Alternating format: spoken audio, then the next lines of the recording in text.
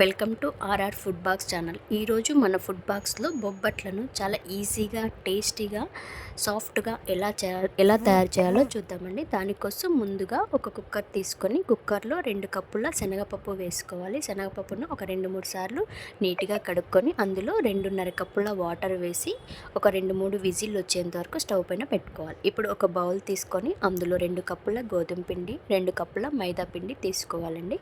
ఇప్పుడు ఇవి 2 కలిపి చేయడం వల్ల మనకు సాఫ్ట్గా వస్తాయండి. ఇందులో కొద్దిగా సాల్ట్, కొద్దిగా పసుపు వేసుకోవాలి. పసుపు అనేది ఆప్షన్ అండి, నేను కలర్ కోసం వేసుకున్నానండి. ఇదంతా ఒకసారి బాగా కలుపుకొని ఇందులో కొద్దిగా కొద్దిగా వాటర్ వేసుకుంటూ నిదానంగా సాఫ్ట్గా కలుపుకోవాలండి. ఇలా సాఫ్ట్గా అయ్యాక ఇప్పుడు ఇందులో నెయ్యి తినేవాళ్ళు నెయ్యి వేసుకోవచ్చండి. నేను ఆయిల్తో చేసుకుంటున్నానండి. ఆయిల్ వేసి పిండి ముద్దను మెత్తగా కలుపుకొని ఇలా పక్కన పెట్టుకోవాలండి. టైం ఉంటే ఒక 1 అవర్ అయినా పక్కన పెట్టండి. మన పప్పు ఉడికిపోయిందండి. చూడండి, పప్పు ఇలా ఉడికాక ఒక స్ట్రైనర్ తీసుకొని స్ట్రైనర్లో వాటర్ అంతా పోయేటట్టుగా పక్కన పెట్టుకోవాలండి. ఎందుకంటే వాటర్ ఉంటే పప్పు ముద్ద అవుతుందండి. ఈ స్ట్రైనర్లో వాటర్ అంతా పప్పు చల్లారాక మిక్సీ జార్ తీసుకొని మిక్సీ జార్లో పప్పును వేసుకోవాలండి. పప్పు చూడండి పొడి పొడిగా ఉందిగా, చక్కగా ఇలా ఉండాలి. ఇప్పుడు ఒక పప్పుకి 1 కప్పు బెల్లం వేసుకోవాలండి. నేను 2 కప్పుల పప్పు తీసుకున్నా కాబట్టి 2 కప్పుల బెల్లం వేసుకొని ఒక 2-3 ఇలాచీ వేసుకొని పప్పు బెల్లంను మెత్తగా పేస్ట్ చేసుకోవాలండి.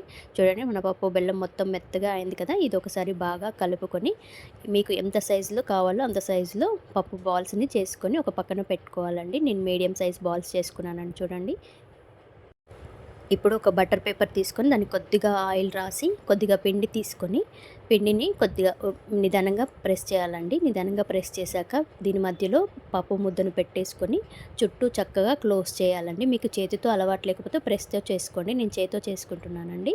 ఇలా మొత్తం చుట్టూ చక్కగా క్లోజ్ చేశాక మళ్ళీ మరొకసారి నిదానంగా ప్రెస్ చేయాలండి. గట్టిగా అదుమకూడదండి, నిదానంగా ప్రెస్ చేస్తేనే చక్కగా వస్తాయండి. ఇలా నిదానంగా ప్రెస్ చేశాక చూడండి, చక్కగా పల్చగా వచ్చాయి కదండి.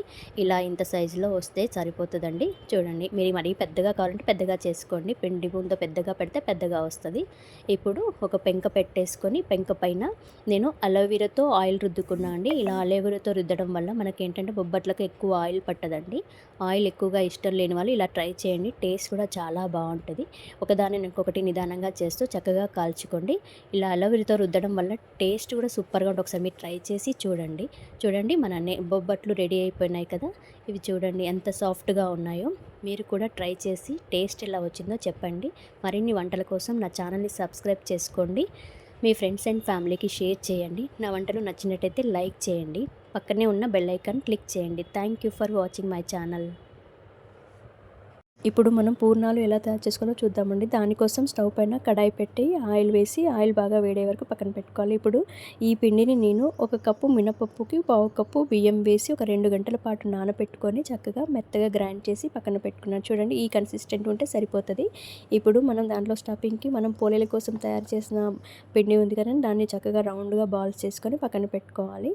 ఇది మీకు చేతితో వేయరాకపోతే ఇలా స్పూన్తో ఈ పూర్ణం పిండిని పిండిలో వేసేసి నిదానంగా స్పూన్తో ఆయిల్లో వేస్తూ ఉండాలండి.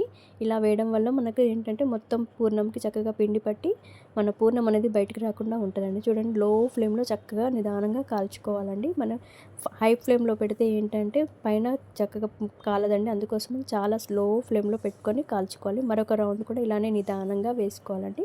ఒకదానికి ఒకటి అంటుకోకుండా చూసుకోవాలండి.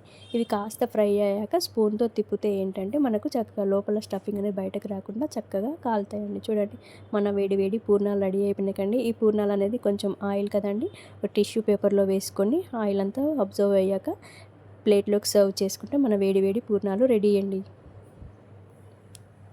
మన ఛానల్లో మన తెలుగు సాంప్రదాయ వంటల్లో ప్రత్యేకమైన ఒక వంటకం, ప్రత్యేక సందర్భాల్లో పూజలు, వ్రతాలు, గుళ్ళో ప్రసాదంగా ఇచ్చే పులిహారను ఎలా తయారు చేసుకోవాలో చూద్దాం.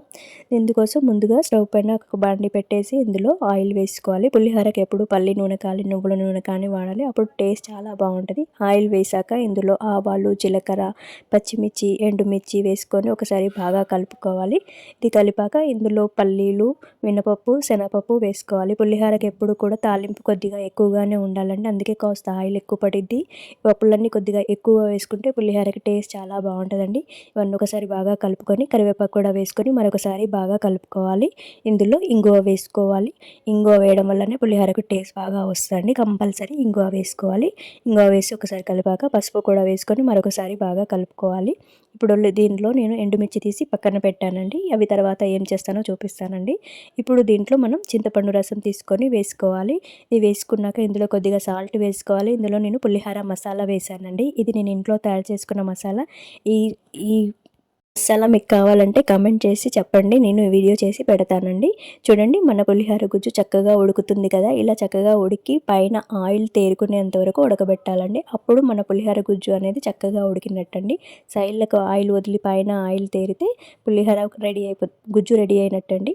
ఇప్పుడు మనం ఒక గిన్నె తీసుకొని అందులో మనం ముందుగా వండి పెట్టుకున్న అన్నంని వేసుకోవాలి. పులిహోరకి ఎప్పుడు కూడా అన్నం పొడి వండుకోవాలండి. ఇందులో వేశాక కొద్దిగా లేత కరివేపాకు తీసుకొని చేతితో క్రష్ చేసి ఇందులో వేయాలండి. ఇలా వేయడం వల్ల ఏంటంటే మన పులిహోరకు మంచి టేస్ట్ వస్తుందండి. ఇందులో ఒక స్పూన్ నేను షుగర్ వేసానండి. నేను పులుసులో బెల్లం వేయలేదు, అందుకోసమని షుగర్ వేసాను. ఇలా కూడా చేస్తే చాలా బాగుంటుంది. ఒకసారి ట్రై చేసి చూడండి. ఇప్పుడు పసుపు వేసుకొని కొద్దిగా ఉప్పు సాల్ట్ వేసుకొని నూనె వేసుకొని బాగా కలుపుకోవాలండి. చూడండి, ఇలాంటి వంటల కోసం నా ఛానల్ని సబ్స్క్రైబ్ చేసుకోండి. మరిన్ని వంటల కోసం నా ఛానల్ని లైక్ చేయండి. మీ ఫ్రెండ్స్ అండ్ ఫ్యామిలీకి షేర్ చేయండి. చూడండి, మనం ఇప్పుడు అన్నమంతా బాగా కలిపాక ఇందులో నేను ముందుగా తీసి పక్కన పెట్టిన ఎండుమిర్చి ఉన్నాయి చూడండి, అవి క్రష్ చేసి వేసాను. అలానే పులిహోర గుజ్జు వేసాను. ఇదంతా చక్కగా అన్నానికి బాగా పట్టించి కలుపుకోవాలండి. ఇలా కలపడం చేతితో కలిపితే ఏంటంటే చక్కగా పట్టిద్దండి. చూడండి, మన పులిహోర రెడీ అయిపోయింది కదా. మీరు కూడా ట్రై చేసి టేస్ట్ ఎలా వచ్చిందో కమెంట్ చేసి చెప్పండి. Thank you for watching my channel. ఇప్పుడు మనం కొబ్బరి అన్నం ఎలా తయారు చేసుకోవాలో చూసుకుందామండి. దానికోసం స్టవ్ మీద కడాయి పెట్టి కడాయి కాస్త వేడయ్యాక ఒక హాఫ్ కప్పు పల్లీలు వేయాలి. పల్లీలు కాస్త వేగాక ఇందులో ఒక 4-5 ఎండుమిర్చి తుంచి వేసుకోవాలి. అలానే ఒక 10-12 మిరియాలు కూడా వేసుకోవాలి. ఇవి కాస్త వేగాక ఇందులో ఒక టేబుల్ స్పూన్ నువ్వులు వేసి ఇవన్నీ చక్కగా దూరగా వేపుకోవాలి. నువ్వులు చిటపటపనేంత వరకు వేపాలి. చూడండి, అన్నీ చక్కగా వేగిపోయాయి కదా. ఇవి చల్లారాక మిక్సీ జార్లో వేసుకోవాలి. ఇప్పుడు మిక్సీ జార్లో మనం ఇందులో కొబ్బరి కూడా వేసుకోవాలండి. ఎండు కొబ్బరి సన్న ముక్కలుగా కట్ చేసి వేసుకోవాలి. ఇందులో కొద్దిగా జీలకర్ర, కొద్దిగా ఉప్పు, కొంచెం కారం. ఇప్పుడు ఆల్రెడీ ఎండుమిర్చి వేసాం కదా, చూసి కారం వేసుకోండి. కొద్దిగా కారం వేసుకొని ఇవన్నీ కోర్సుగా బ్లెండ్ చేసుకోవాలండి. మెత్తగా పట్టకూడదండి. పల్స్ ఇస్తూ ఆపుతూ తిప్పాలండి. కోర్సుగా బ్లెండ్ చేసుకుంటేనే ఈ అన్నంకి చాలా టేస్ట్ వస్తుందండి. చూడండి, మన పౌడర్ రెడీ అయిపోయింది కదా. ఇలా కోర్స్గా బ్లెండ్ చేసుకొని పక్కన పెట్టుకోవాలి. ఇప్పుడు స్టవ్ పైన మరొక కడాయి పెట్టేసి ఇందులో ఆయిల్ వేయాలి. ఆయిల్ కాస్త వేడయ్యాక ఇందులో ఆవాలు, జీలకర్ర వేసుకోవాలి. ఇవి చిటపటమన్నాక ఇందులో ఎండుమిర్చి కూడా కట్ చేసుకొని వేసుకొని అలానే కరివేపాకు కూడా వేసుకోవాలి. ఇవన్నీ చక్కగా వేగాక ఇందులో కొద్దిగా మనం మిక్సీ పట్టుకున్న పౌడర్ వేసి పౌడర్ కాస్త నరగ వచ్చాక ఇందులో మనం వండి పెట్టుకున్న అన్నంని కూడా వేయాలి. అన్నం వేసాక ఇందులో పైనుండి ఆ పౌడర్ మరి కాస్త చల్లేసి ఇవంతా చక్కగా అన్నంకి పట్టేంత వరకు బాగా కలుపుకోవాలి. చూడండి, మనం మొత్తం అన్నంకి బాగా మసాలా అంతా కొబ్బరి మసాలా అంతా పడితే వేడి కొబ్బరి అన్నం రెడీ అవుతుందండి. ఇది ప్రసాదంగా చక్కగా పెడితే దేవుడికి చాలా బాగుంటుందండి. మీరు కూడా ట్రై చేసి చెప్పండి. ఇప్పుడు మనం దద్దోజనం చాలా సింపుల్గా ఈజీగా ఎలా తయారు చేసుకోవాలో చూద్దామండి. దానికోసం ముందుగా స్టవ్ పైన ఒక కడాయి పెట్టి కడాయిలో కాస్త ఆయిల్ వేయాలి. ఆయిల్ బాగా వేడయ్యాక ఇందులో ఆవాలు, జీలకర్ర వేసుకొని చక్కగా చిటపటమనేంత వరకు వేపుకోవాలండి. ఇవి వేగాక ఇందులో ఒక 2 పచ్చిమిర్చి కట్ చేసుకొని వేసుకోవాలి. పచ్చిమిర్చి ప్లేస్లో ఎండుమిర్చి అయినా వేసుకోవచ్చండి, కానీ పచ్చిమిర్చితో చేస్తే టేస్ట్ చాలా బాగుంటుందండి. పచ్చిమిర్చి చక్కగా దూరగా వేగాలండి. వేగితే ఏంటంటే పెరుగన్నంతో పట్టింటే చాలా బాగుంటుంది. ఇందులో కరివేపాకు కూడా వేసుకొని పచ్చిమిర్చి, కరివేపాకు అన్నీ చక్కగా ఫ్రై అయ్యేంత వరకు కలుపుతూ వేపాలండి. చూడండి, ఇప్పుడు మనం మొత్తం తాలింపు చక్కగా ఫ్రై అయిపోయింది కదా. ఇప్పుడు ఈ తాలింపు చల్లారేంత వరకు పక్కన పెట్టేసుకోవాలి. ఇప్పుడు ఒక బౌల్ తీసుకొని అందులో మనం ముందుగా అన్నం వండి పెట్టుకున్నాం కదండి, అది వేసుకోవాలి. మెత్తగా వండుకోవాలండి పెరుగన్నానికి. చూడండి, అన్నం మొత్తం మెత్తగా అయింది కదా. ఇప్పుడు దీంట్లో ఒక స్పూన్ షుగరు, ఒక స్పూన్ సాల్ట్ వేసుకోవాలండి. షుగర్ వేయడం వల్ల ఏంటంటే ఈ పెరుగన్నం అనేది పుల్లగడకుండా టేస్టీగా ఉంటుందండి. అందుకోసమని ఒకసారి ట్రై చేయండి. షుగర్ వేస్తే టేస్ట్ చాలా బాగుంటుంది. ఇప్పుడు అన్నం అంతా చక్కగా కలిపినాక ఇందులో ఒక కప్పు వాటర్ వేసుకొని బాగా కలుపుకున్నాక పెరుగు కూడా వేసి మొత్తం ఇవంతా చక్కగా కలిసేంత వరకు బాగా కలుపుకోవాలండి. చూడండి ఈ కన్సిస్టెన్సీ సరిపోతుందండి. మీకు ఇంకా లిక్విడ్ కావాలంటే వాటర్ వేసుకోండి. ఇప్పుడు చూడండి అన్నం అంతా కలిపాక ఇందులో మనం ముందుగా తయారు చేసి పెట్టుకున్న తాలింపు ఉంది కదండి, తాలింపు ఎప్పుడు దద్దోజనంలో చల్లారాక వేసుకోవాలండి. ఇందులో కావాలంటే మీరు దానిమ్మ గింజలు అవన్నీ వేసుకోవచ్చండి. బట్ నేను చాలా సింపుల్గా ఈజీగా చేసుకున్నానండి. చాలా సింపుల్ అంటే సింపుల్. మన నైవేద్యాల్లో ఇదొకటి ప్రత్యేకమైన నైవేద్యం.